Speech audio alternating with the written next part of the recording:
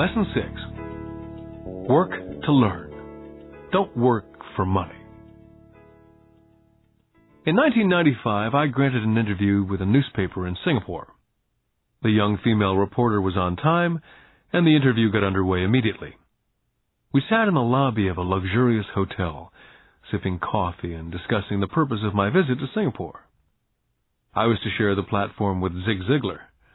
He was speaking on motivation, and I was speaking on the secrets of the rich. "Someday I'd like to be a best-selling author like you," she said. I'd seen some of the articles she'd written for the paper, and I was impressed.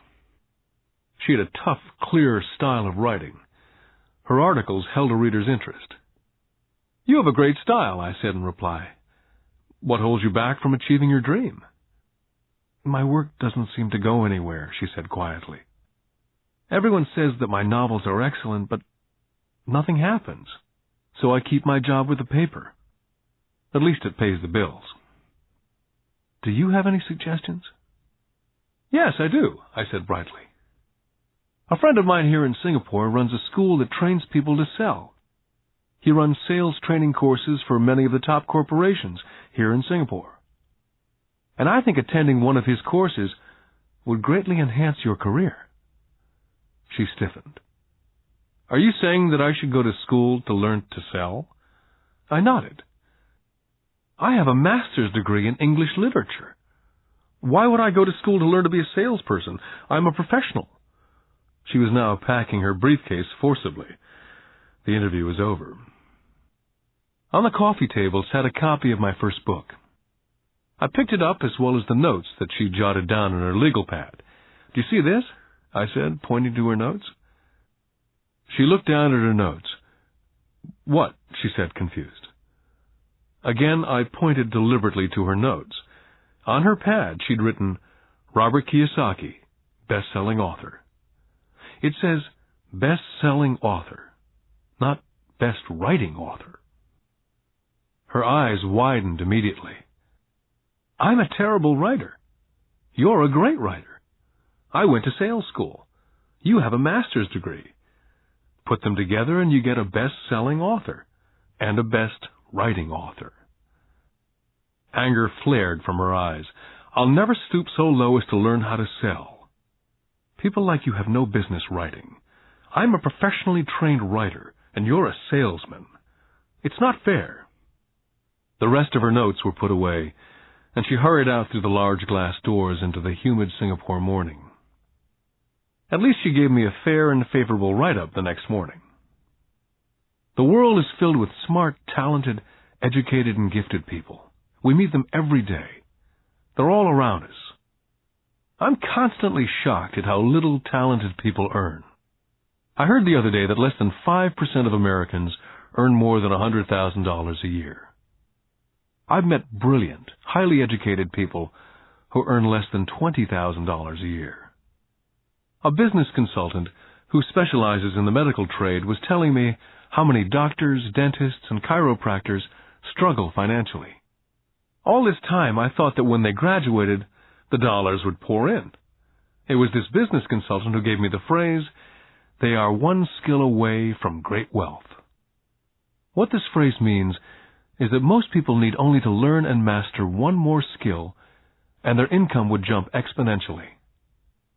I have mentioned before that financial intelligence is a synergy of accounting, investing, marketing, and law. Combine these 4 technical skills, and making money with money is easier. When it comes to money, the only skill most people know is to work hard. The classic example of a synergy of skills was that young writer for the newspaper. If she diligently learned the skills of sales and marketing, her income would jump dramatically. If I were her, I would take some courses in advertising, copywriting, as well as sales. Then instead of working at the newspaper, I would seek a job at an advertising agency. Even if it were a cut in pay, she'd learn how to communicate in shortcuts that are used in successful advertising. She also would spend time learning public relations, an important skill. She would learn how to get millions in free publicity. Then at night and on weekends, she could be writing her great novel. When it was finished, she'd be better able to sell her book. Then in a short while, she could be a best-selling author. When I graduated from the U.S. Merchant Marine Academy in 1969, my educated dad was happy. Standard Oil of California had hired me for its oil tanker fleet. I was a third mate, and the pay was low compared with my classmates, but it was okay for a first real job after college. My starting pay was about $42,000 a year, including overtime, and I only had to work for 7 months. I had 5 months of vacation. If I'd wanted to, I could have taken the run to Vietnam with a subsidiary shipping company and easily doubled my pay instead of taking the 5 months vacation. I had a great career ahead of me, yet I resigned after 6 months with the company and joined the Marine Corps to learn how to fly. My educated dad was devastated. Rich Dad congratulated me.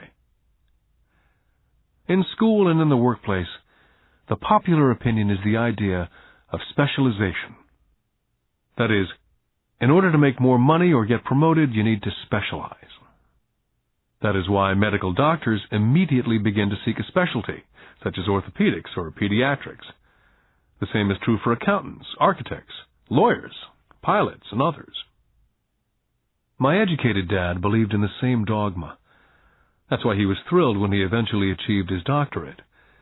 He often admitted that schools reward people who study more and more about less and less. Rich Dad encouraged me to do exactly the opposite. You want to know a little about a lot, was his suggestion. That's why for years I worked in different areas of his companies. For a while I worked in his accounting department. Although I would probably never have been an accountant, he wanted me to learn via osmosis. Rich Dad knew I would pick up jargon and a sense of what's important and what's not. I also worked as a busboy and construction worker, as well as in sales, reservations, and marketing. He was grooming Mike and me. That's why he insisted we sit in on the meetings with his bankers, lawyers, accountants, and brokers. He wanted us to know a little about every aspect of his empire. Educated Dad thought I went to school to learn to be a ship's officer. Rich Dad knew that I went to school to study international trade. So as a student, I made cargo runs navigating large freighters, oil tankers, and passenger ships to the Far East and the South Pacific. Rich Dad emphasized that I stay in the Pacific instead of taking ships to Europe, because he knew that the emerging nations were in Asia, not Europe. While most of my classmates, including Mike, were partying at their fraternity houses, I was studying trade, people, business styles and cultures in Japan, Taiwan, Thailand, Singapore, Hong Kong, Vietnam, Korea, Tahiti, Samoa, and the Philippines. I also was partying, but it was not in any frat house. I grew up rapidly. Educated Dad could not understand why I decided to quit and join the Marine Corps. I told him I wanted to learn to fly, but really I wanted to learn to lead troops. Rich Dad explained to me that the hardest part of running a company is managing people. He'd spent 3 years in the Army. My educated dad was draft exempt.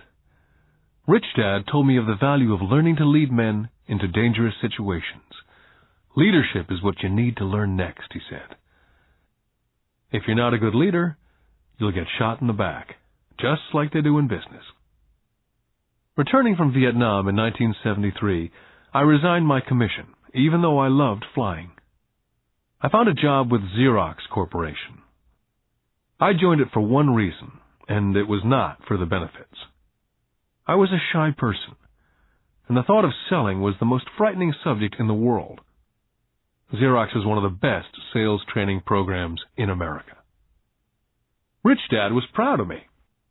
My educated dad was ashamed. Being an intellectual, he thought that salespeople were below him. I worked with Xerox for 4 years, until I overcame my fear of knocking on doors and being rejected. Once I could consistently be in the top 5 in sales, I again resigned and moved on, leaving behind another great career with an excellent company.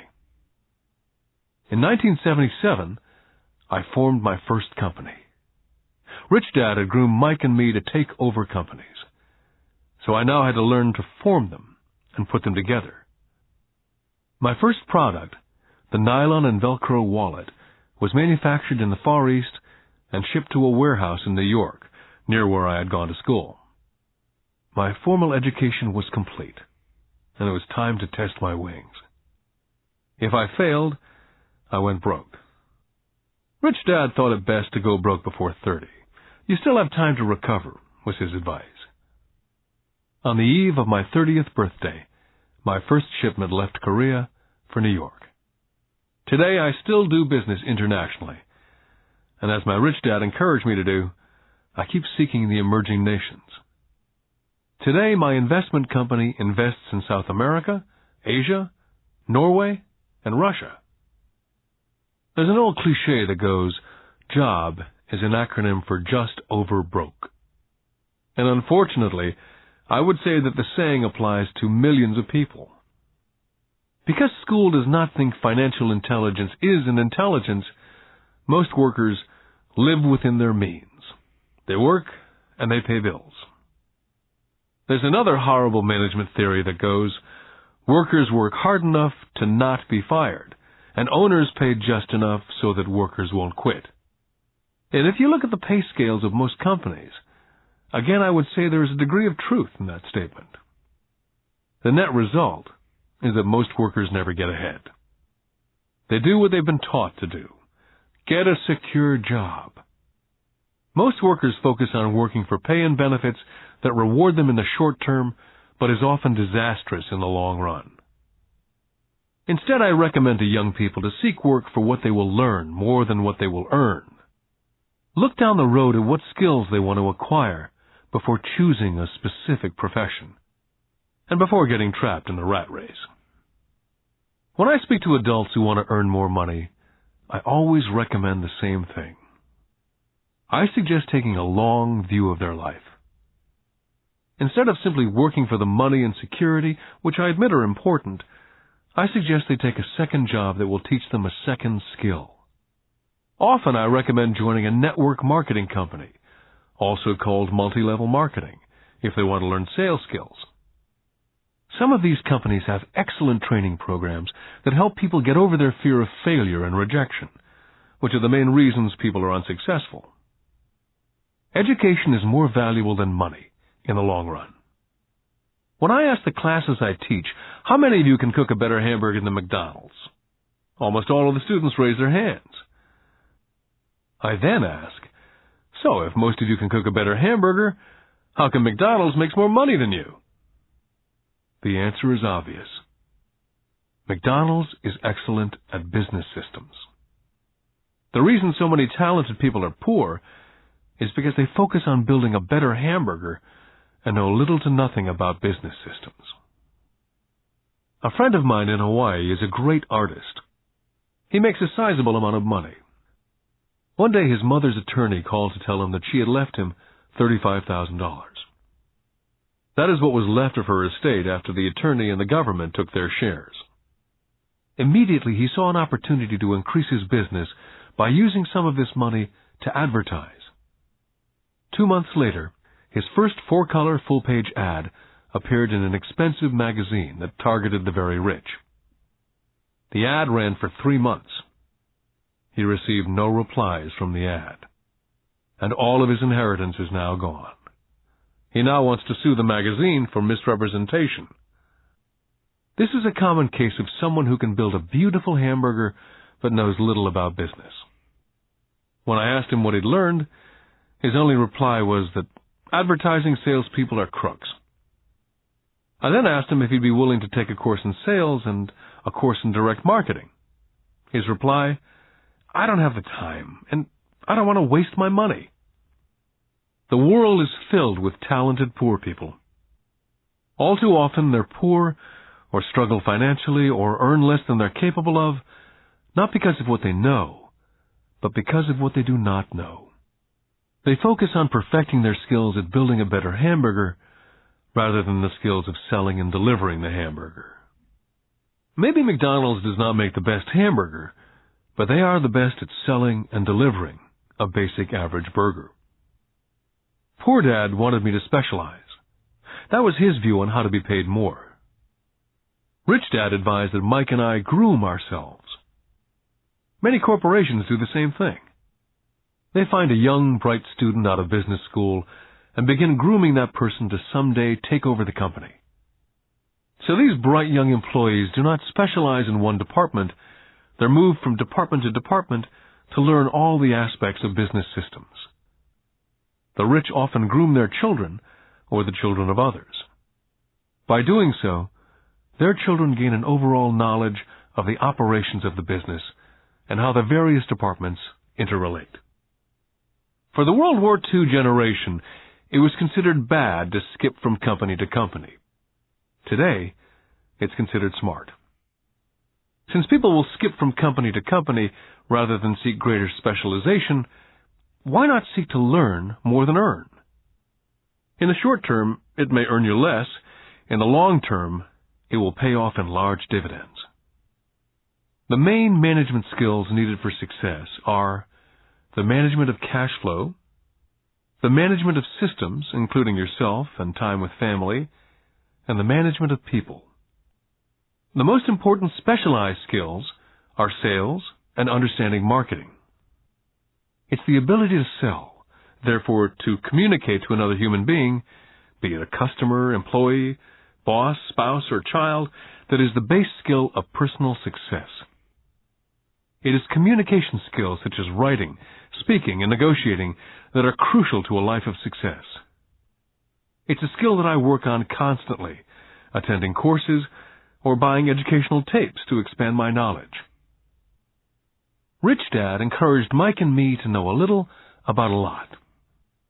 He encouraged us to work with people smarter than we were, and to bring smart people together to work as a team. Today it would be called a synergy of professional specialties. Today I meet ex-school teachers earning hundreds of thousands of dollars a year. They earn that much because they have specialized skills in their field, as well as other skills. They can teach as well as sell and market. I know of no other skills to be more important than selling as well as marketing. The skills of selling and marketing are difficult for most people, primarily due to their fear of rejection. The better you are at communicating, negotiating, and handling your fear of rejection, the easier life is. Just as I advise that newspaper writer who wanted to become a best-selling author, I advise anyone else today. Being technically specialized has its strengths as well as its weaknesses. I have friends who are geniuses, but they cannot communicate effectively with other human beings. And as a result, their earnings are pitiful. I advise them to just spend a year learning to sell. And even if they earn nothing, their communication skills will improve. And that is priceless. Getting started. I wish I could say acquiring wealth was easy for me, but it wasn't. So in response to the question, how do I start, I offer the thought process I go through on a day-by-day basis. It really is easy to find great deals. I promise you that. It's just like riding a bike. After a little wobbling, it's a piece of cake. But when it comes to money, it's the determination to get through the wobbling that's a personal thing. To find million-dollar deals of a lifetime requires us to call on our financial genius. I believe that each of us has a financial genius within us. The problem is, our financial genius lies asleep, waiting to be called upon. It lies asleep because our culture has educated us into believing that the love of money is the root of all evil. It's encouraged us to learn a profession so we can work for money, but failed to teach us how to have money work for us. It taught us not to worry about our financial future. Our company or the government would take care of us when our working days are over. However, it's our children, educated in the same school system, who will end up paying for it. The message is still to work hard, earn money, and spend it. And when we run short, we can always borrow more. Unfortunately, 90% of the Western world subscribes to the above dogma simply because it's easier to find a job and work for money. If you're not one of the masses, I offer you the following 10 steps to awaken your financial genius. I simply offer you the steps I have personally followed. If you want to follow some of them, great. If you don't, make up your own. Your financial genius is smart enough to develop its own list. Step number 1. I need a reason greater than reality. If you ask most people if they would like to be rich or financially free, they would say yes. But then reality sets in. The road seems too long with too many hills to climb. It's easier just to work for money and hand the excess over to your broker. A reason or a purpose is a combination of wants and don't wants.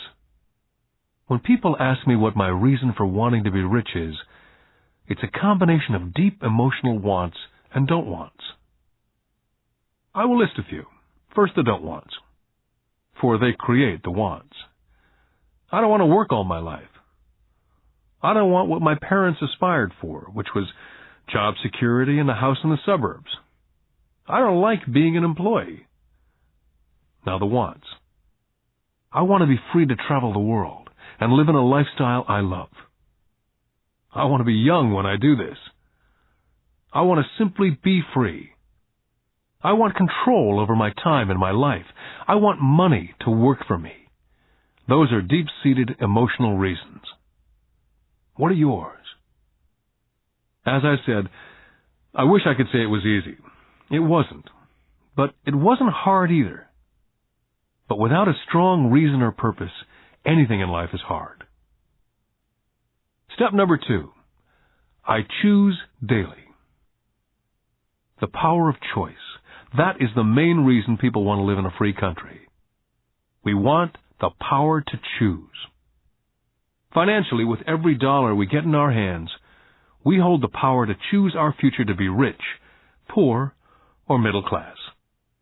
Our spending habits reflect who we are. Poor people simply have poor spending habits. Most people choose not to be rich. For 90% of the population, being rich is too much of a hassle. So they invent sayings that go, I'm not interested in money, or I'll never be rich, or I don't have to worry, I'm still young, or when I make some money, then I'll think about my future, or my husband, wife handles the finances. The problem with those statements is they rob the person who chooses to think such thoughts of two things. One is time, which is your most precious asset, and 2 is learning. Just because you have no money, it shouldn't be an excuse to not learn. But that is a choice we all make daily. The choice of what we do with our time, our money, and what we put in our heads. That is the power of choice. All of us have choice. I just choose to be rich, and I make that choice every day. Step number 3. Choose friends carefully. First of all, I do not choose my friends by their financial statements. I have friends who have actually taken the vow of poverty, as well as friends who earn millions every year. The point is, I learn from all of them, and I consciously make the effort to learn from them. But there's one distinction that I'd like to point out. I've noticed that my friends with money talk about money, and I do not mean brag. They're interested in the subject, so I learn from them and they learn from me. My friends whom I know are in dire straits financially do not like talking about money, business, or investing. They often think it rude. So I also learn from my friends who struggle financially. I find out what not to do. Step number 4. Master a formula and then learn a new one. In order to make bread, every baker follows a recipe, even if it's only held in their head. The same is true for making money. That's why money is often called dough. When it comes to money, The masses generally have one basic formula they learned in school, and that is work for money. The formula I see that is predominant in the world is that every day millions of people get up and go to work, earn money, pay bills, balance checkbooks, buy some mutual funds, and go back to work. That is the basic formula or recipe. If you're tired of what you're doing or you're not making enough, it's simply a case of changing the formula via which you make money. Years ago, when I was 26, I took a weekend class called How to Buy Real Estate Foreclosures. I learned a formula. The next trick was to have the discipline to actually put into action what I had learned. That is where most people stop. For 3 years while working for Xerox, I spent my spare time learning to master the art of buying foreclosures. I've made several $1 million using that formula, but today it's too slow, and too many other people are doing it. So after I mastered that formula, I went in search of other formulas. For many of the classes, I did not use the information I learned directly, but I always learned something new. Step number 5. Pay yourself first. The power of self-discipline. If you cannot get control of yourself, do not try to get rich. You might first want to join the Marine Corps or some religious order so you can get control of yourself. It makes no sense to invest, make money, and blow it. It's the lack of self-discipline that causes most lottery winners to go broke soon after winning millions. It's the lack of self-discipline that causes people who get a raise to immediately go out and buy a new car or take a cruise. It's difficult to say which of the 10 steps is the most important, but of all the steps, this step is probably the most difficult to master if it's not already a part of your makeup. I would venture to say that it's the lack of personal self-discipline that is the number one delineating factor between the rich, poor, and middle class. I do not take the saying, pay yourself first, lightly. The Richest Man in Babylon by George Clason is where the statement, pay yourself first, comes from. Millions of copies have been sold. But while millions of people freely repeat that powerful statement, few follow the advice. For those who do follow it, their financial statement, income statement, and balance sheet shows income flowing into assets and assets supplying income. Each month, these people allocate money to their asset column before they pay their monthly expenses. Although millions of people have read Clason's book and understand the words pay yourself first, in reality they pay themselves last. Now I can hear the howls from those of you who sincerely believe in paying your bills first. And I can hear all the responsible people who pay their bills on time. I'm not saying be irresponsible and not pay your bills. All I'm saying is do what the program says, which is pay yourself first. The reason I don't have high credit card debt and doodad debt is because I want to pay myself first. Although I pay my bills last, I am financially astute enough to not get into a tough financial situation. To ensure paying yourself first, don't get into large debt positions that you have to pay for. Keep your expenses low. Build up assets first. Then, buy the big house or a nice car. Being stuck in the rat race is not intelligent. And when you come up short, let the pressure build and don't dip into your savings or investments. Use the pressure to inspire your financial genius to come up with new ways of making more money and then pay your bills. You will have increased your ability to make more money as well as your financial intelligence. Step number 6. Pay your brokers well. I often see people posting a sign in front of their house that says, for sale by owner. Or I see on TV today many people claiming to be discount brokers. My rich dad taught me to take the opposite tack. He believed in paying professionals well, and I have adopted that policy also. Today I have expensive attorneys, accountants, real estate brokers, and stockbrokers. Why? Because if, and I do mean if, the people are professionals, their services should make you money. And the more money they make, the more money I make. We live in an information age. Information is priceless. A good broker should provide you with information as well as take the time to educate you as to its meaning. Step number 7. Be an Indian giver. This is the power of getting something for nothing. When the first white settlers came to America, they were taken aback by a cultural practice some American Indians had. For example, if a settler was cold, the Indian would give the person a blanket. Mistaking it for a gift, the settler was often offended when the Indian asked for it back. The Indians also got upset when they realized the settlers did not want to give it back. That is where the term Indian giver came from. A simple cultural misunderstanding. In the world of the asset column, being an Indian giver is vital to wealth. The sophisticated investor's first question is, how fast do I get my money back? They also want to know what they get for free, also called a piece of the action. That is why the ROI, or return of and on investment, is so important. Frequently, my broker will call me and recommend I move a sizable amount of money into the stock of a company that he feels is just about to make a move that will add value to the stock, like announcing a new product. I will move my money in for a week to a month while the stock moves up. Then I pull my initial dollar amount out and stop worrying about the fluctuations of the market because my initial money is back and ready to work on another asset. So my money goes in and then it comes out, and I own an asset that was technically free. Step number 8. Assets buy luxuries.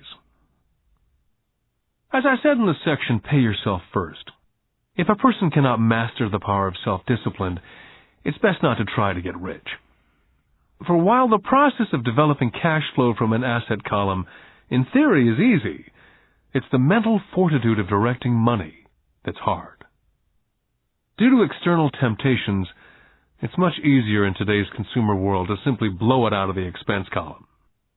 Because of weak mental fortitude, that money flows into the paths of least resistance. That is the cause of poverty and financial struggle. I love my luxuries as much as anyone else. The difference is, some people buy their luxuries on credit. It's the keep up with the Joneses trap. I use the income from my assets to buy my luxuries. When I wanted to buy a Porsche, the easy road would have been to call my banker and get a loan. Instead of choosing to focus in the liability column, I chose to focus in the asset column. As a habit, I used my desire to consume to inspire and motivate my financial genius to invest. Too often today, we focus on borrowing money to get the things we want, instead of focusing on creating money. One is easier in the short term, but harder in the long term. It's a bad habit that we as individuals and as a nation have gotten into. Remember, the easy road often becomes hard, and the hard road often becomes easy. The earlier you can train yourself and those you love to be masters of money, the better. Money is a powerful force. Unfortunately, people use the power of money against them. If your financial intelligence is low, money will run all over you. It will be smarter than you. If money is smarter than you, you will work for it all your life. Step number 9. The need for heroes. When I was a kid, I greatly admired Willie Mays, Hank Aaron, Yogi Berra. They were my heroes. As a kid playing Little League, I wanted to be just like them. I treasured their baseball cards. I wanted to know everything about them.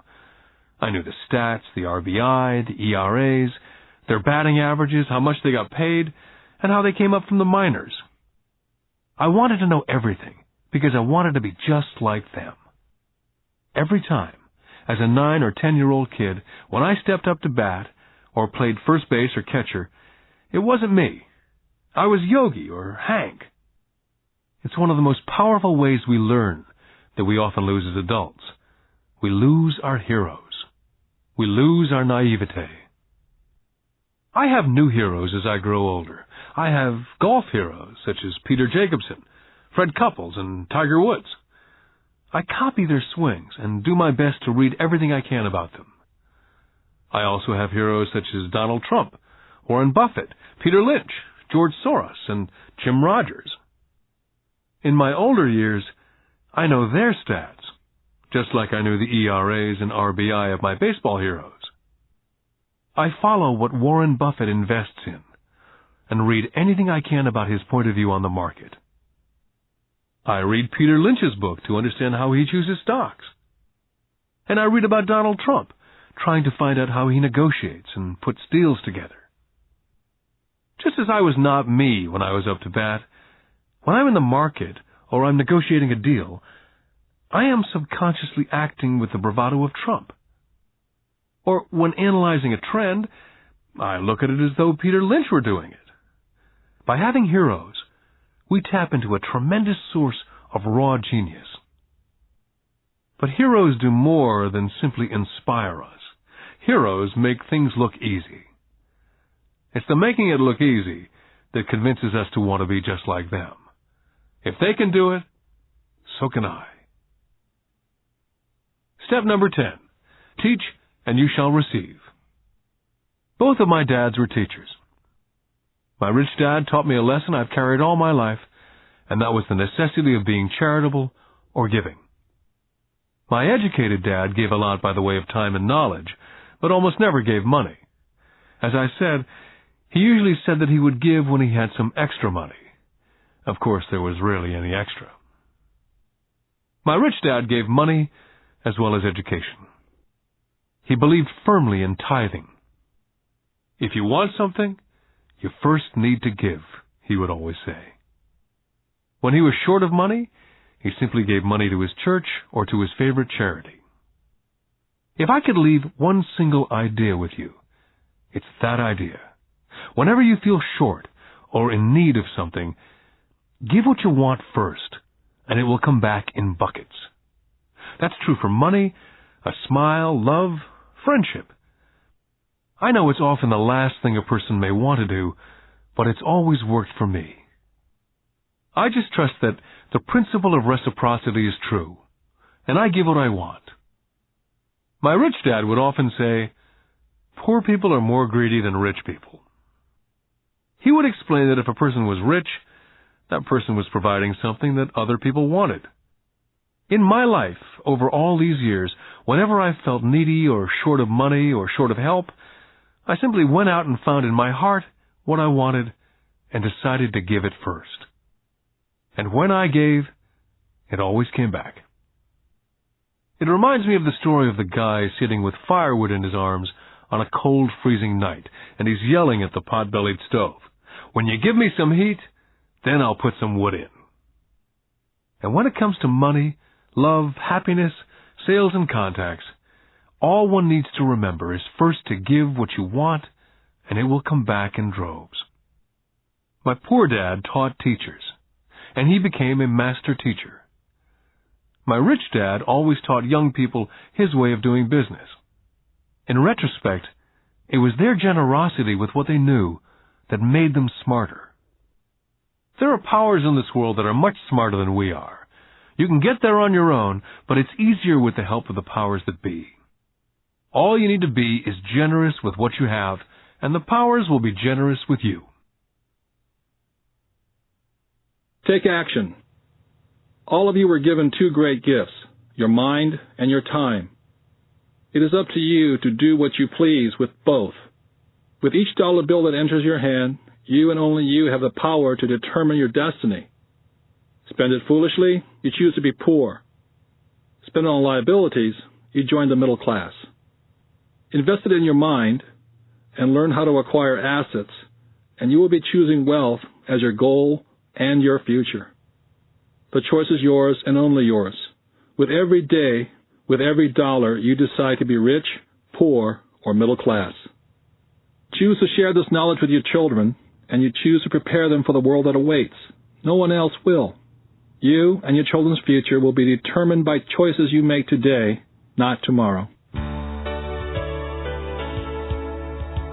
This has been a Time Warner Audiobooks production of Rich Dad, Poor Dad, written by Robert Kiyosaki with Sharon L. Lecter, CPA, and read by Stephen Hoy, featuring an introduction by Robert Kiyosaki. Executive producer, Maya Thomas. Produced and directed by John Brunette. Text abridged by John Whitman. Text edited by William Whittington. Production coordinated by Daniel Metcalf. Rich Dad, Poor Dad is also available in paperback from Warner Business Books.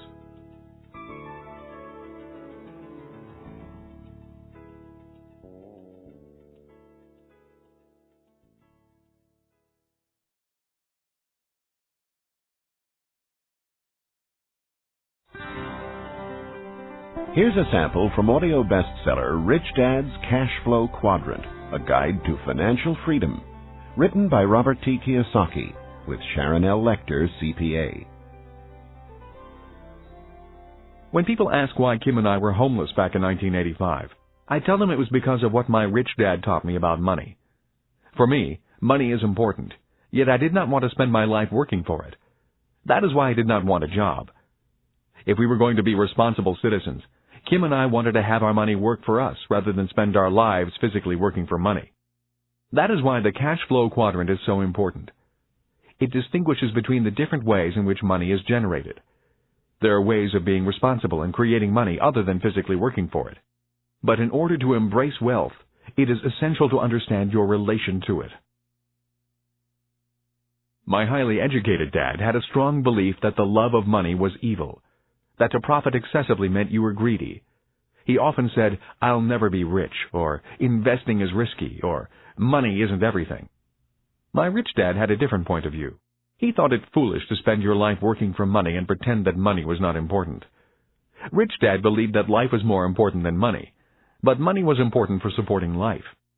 He often said, "You only have so many hours a day, and you can only work so hard. So why work hard for money? Learn to have money, and people work hard for you, and you can be free to do the things that are important."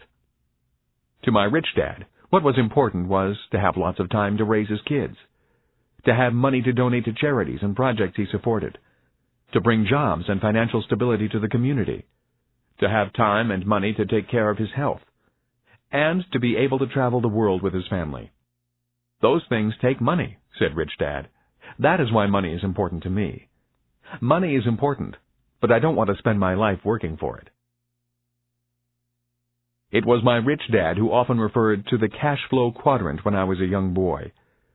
He would explain to me the difference between someone who was successful on the left side versus the right side. Having two dynamic and successful father figures around me gave meaning to what each was saying. But it was what they were doing that allowed me to begin to notice the differences between the ES side of the quadrant and the BI side. One painful lesson I experienced as a young boy was simply how much time one dad had available to spend with me versus the other. As the success and prominence of both dads grew, it was obvious that one dad had less and less time to spend with his wife and 4 children. My real dad was always on the road, at meetings, or dashing off to the airport for more meetings. The more successful he got, the fewer dinners we had together as a family. Weekends he spent at home in his crowded little office, buried under paperwork. My rich dad, on the other hand, had more and more free time as his success grew.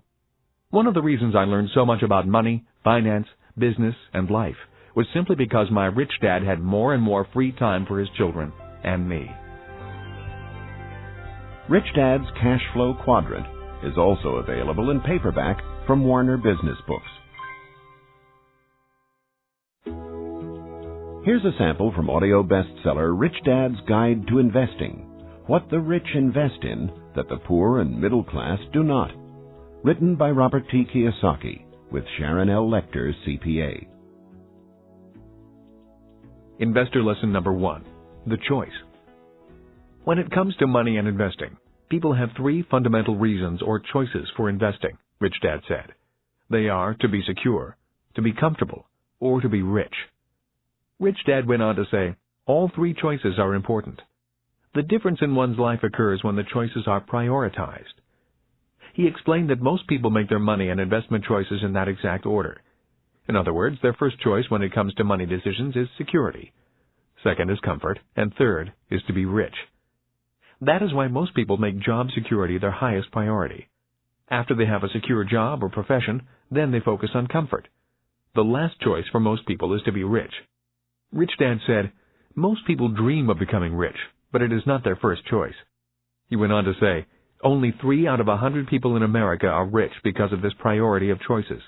For most people, if becoming rich disturbs their comfort or makes them feel insecure, they will forsake becoming rich. That is why so many people want that one hot investment tip. People who make security and comfort their first and second choices look for ways to get rich quick that are easy, risk-free, and comfortable. A few people do get rich on one lucky investment, but all too often, they lose it all again. I often hear people say, "I'd rather be happy than rich." That comment has always sounded very strange to me, since I have been both rich and poor, and in both financial positions I have been both happy and unhappy. I wonder why people think they have to choose between happiness and being rich. When I reflect upon this lesson, it occurs to me that what people are really saying is that I'd rather feel secure and comfortable than be rich. That is because if they felt insecure or uncomfortable, they were not happy. For me, I was willing to feel insecure and uncomfortable in order to be rich.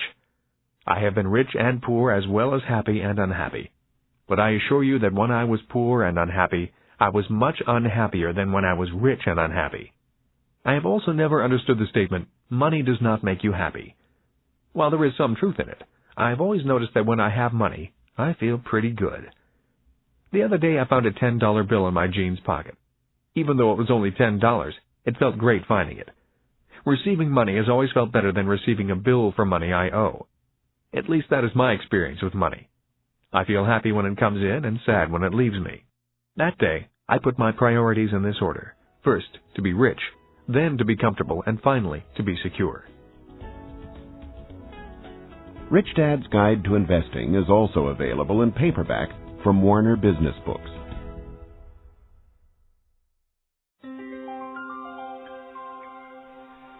Here's a sample from Rich Dad's Rich Kid, Smart Kid, giving your children a financial head start. The latest book from the New York Times best-selling authors Robert T. Kiyosaki and Sharon L. Lecter, CPA. When I was a little boy, my rich dad often said, "Money is an idea." He would go on to say, "Money can be anything you want it to be. If you say, 'I'll never be rich,' then the chances are you'll never be rich. If you say, 'I can't afford it,' then chances are you can't." My smart dad said much the same about education. Is it possible that every child is born with the potential to be rich and smart? This program is about fostering and preserving that possibility. Both my dads were great teachers. Both men were smart men. But they were not smart in the same subjects, and they did not teach the same things. Yet as different as they were, both dads believed the same things about all kids. Both dads believed all kids are born smart and all kids are born rich. They both believed a child learns to be poor and learns to believe that he or she is less smart than other kids. Both dads were great teachers because they believed in bringing out the genius that each child is born with. In other words, they did not believe in putting knowledge in. They believed in bringing the child's genius out.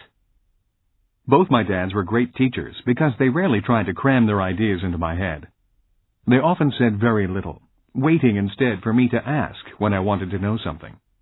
Or they asked me questions, seeking to find out what I knew, rather than simply telling me what they knew. And not to forget the moms.